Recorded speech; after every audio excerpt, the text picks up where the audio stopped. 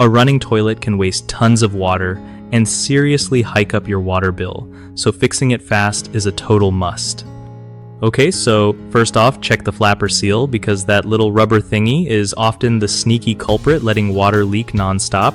If it's cracked or warped, just swap it out with a new flapper. Super cheap and easy. Next, take a look at the fill valve. Sometimes it's just not shutting off right, so adjusting or replacing it can stop the overflow.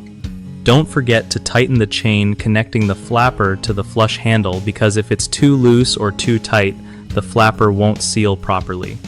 If the flush valve itself is damaged, you'll want to replace that to get everything sealing tight again. Also, cleaning the valve seat where the flapper rests can help if there's grime or mineral buildup messing up the seal.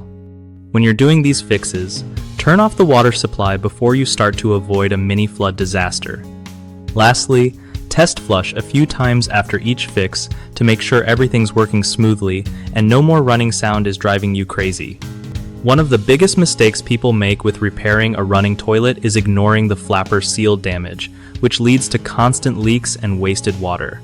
Fix this by inspecting and replacing it regularly. Another common issue is not adjusting the fill valve correctly, causing water to keep filling the tank non-stop. Just tweak or replace the valve to solve that.